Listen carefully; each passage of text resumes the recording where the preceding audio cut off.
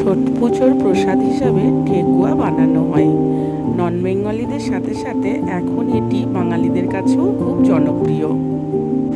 চটজলদি এবং খুব সহজে কিভাবে ঠেকুয়া বানাতে হয় আজ আমি তারই রেসিপিটা দেখাবো। মুচমুচে খাস্তা ঠেকুয়া কিভাবে বানাতে হয় চলো দেখা যাক।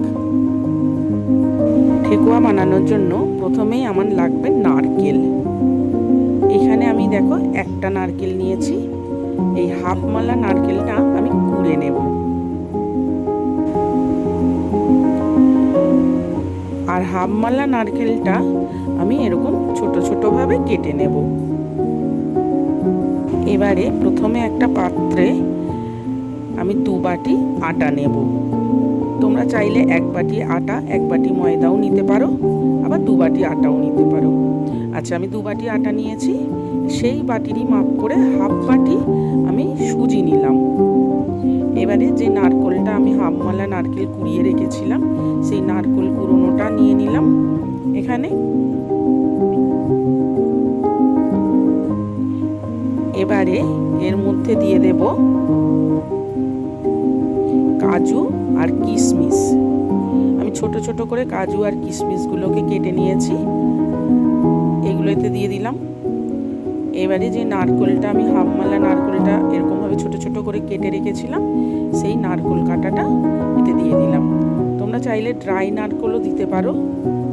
আচ্ছা, এবার আমি 6টার মতো এলাচ ছাড়িয়ে নিয়ে দানাগুলোকে একটু এরকমভাবে ক্রাশ করে নিয়ে দিয়ে দিতে হবে।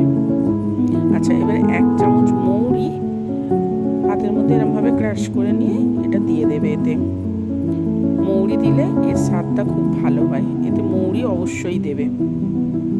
এবারে এর মধ্যে 1 চিমটে নুন দেবে।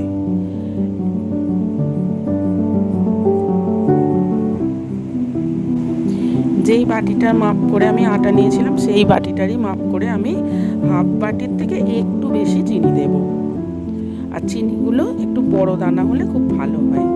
আচ্ছা, এবার আমি 2 বাটি আটা নিয়েছি, তার জন্য আমি এখানে 7 চামচ বা 8 চামচ ঘি দিয়ে দেব। ঘিটা গাওয়া ঘি হলে বেশ ভালো হয়, ভালো টেস্ট হবে এর। এখানে আমি 7 চামচ ঘি দিলাম এই চামচটার। আচ্ছা, বেশি ঘি দেবে না, বেশি যদি ঘি দাও তাহলে ভাজার সময় ঠেকুয়াগুলো ভেঙে যেতে পারে। ঠিক আমি যেরকমভাবে পরিমাণে দিয়েছি সেই পরিমাণ মতোই তোমরা দেবে, তাহলে দেখবে একদম খাস্তা মুচমুচে ঠেকুয়া হবে।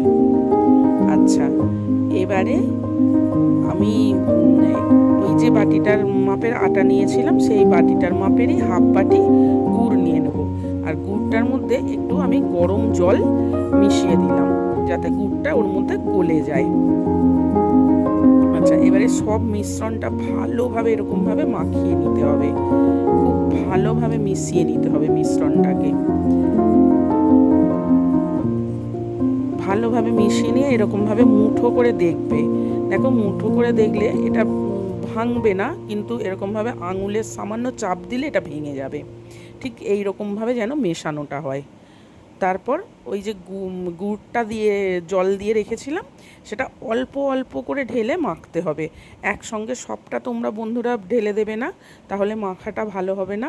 অল্প অল্প পরিমাণ দিয়ে দিয়ে এরকমভাবে মেখে নিতে হবে ভালো করে। দেখো বন্ধুরা, ঠিক এইভাবেই মাখবে। অল্প অল্প করে ওই গুড়ের জলটা দেবে, দিয়ে অল্প অল্প করে মাখবে ভালোভাবে। একদম যেন টাইটও না হয় আর একদম যেন পাতলাও না হয়। আটা মাখা যেরকম আমরা রুটি করি সেরকম নরম হবে না, একটু শক্ত হবে, আর খুব শক্তও হবে না। ঠিক আমি যেরকম মেখেছি দেখো এইভাবে এরকম মাখবে, তাহলে ঠেকুয়াটা খুব মুচমুচে হবে, অথচ ভেতর থেকে খুব খাস্তা হবে। এ দেখো বন্ধুরা, তোমরা এরকমভাবে ছোট ছোট টুকরো করে নিয়ে এবার হাতের সাহায্যে এরকম চেপে একটা শেপ দেবে। তোমরা গোলও করতে পারো, আমি এখানে পাতার মতো ডিজাইনটা করেছি। আর এর ছাঁচও বাজারে পাওয়া যায়, তোমরা সেই ছাঁচের মাধ্যমেও করতে পারো, আবার হাতেও করতে পারো। এরকমভাবে খুব সহজেই এটা করে নেওয়া যায়। আর একটা এরকম কাঠি নেবে, এরকম যে তন্দুরি হয় যে স্টিকগুলো, এই স্টিকগুলো নেবে, নিয়ে এইভাবে ঠিক আমি যেইভাবে ডিজাইনটা করছি এইভাবে করে নেবে। দেখবে আর বেশি তোমাদের কোনো উপকরণ লাগবেই না, হাতের কাছে যা থাকবে তাই দিয়েই তোমরা করে নিতে পারবে। এই যে পাতার মতো আমি এরকম শেপ দিলাম, এইভাবে করে নেবে। আর দেখো খুব পাতলাও করিনি আর খুব মোটাও করিনি, ঠিক এইভাবে করতে হবে, তাহলে জিনিসটা বেশি ভালো হবে। দেখো বন্ধুরা, এইভাবে আমি তৈরি করে নিয়েছি। এইভাবে তোমরা ঠেকুয়া বানিয়ে বিস্কুটের মতো তোমরা একটা জারের মধ্যে রেখেও দিতে পারবে,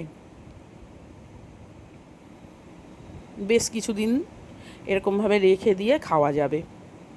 আর মুচমুচে থাকবে, খাস্তাও থাকবে, নরম হয়ে যাবে না। একটা এয়ারটাইট জারের মধ্যে রেখে দেবে।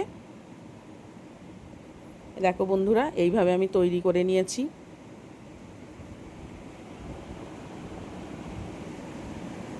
এবারে গ্যাসের মধ্যে তোমরা একটা কড়া বসাবে, কড়াই বসিয়ে সেটাতে সাদা তেল দেবে, বেশ খানিকটা সাদা তেল দিয়ে দেবে। তোমরা চাইলে এর মধ্যে কিছুটা গাওয়া ঘিও দিতে পারো, আবার সম্পূর্ণটা গাওয়া ঘিয়েও ভাজতে পারো। আমি এখানে সাদা তেল নিয়েছি। এবার তেলটা ভালো মতো গরম হলে এর মধ্যে ঠেকুয়াগুলো আস্তে আস্তে ছাড়তে হবে, যেন না ভেঙে যায়, খুব সাবধানে।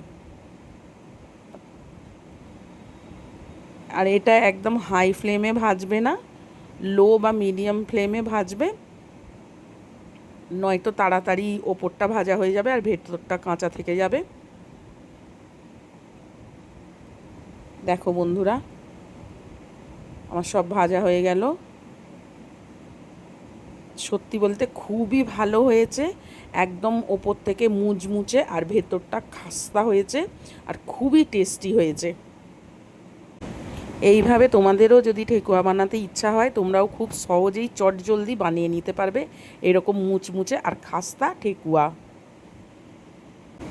আর সত্যি বলতে এটা খুবই টেস্টি হয়েছে, খুবই টেস্টি হয়েছে, তোমরা একবার করে দেখো। রেসিপিটা ভালো লাগলে অবশ্যই সাবস্ক্রাইব করে দিও চ্যানেলটা।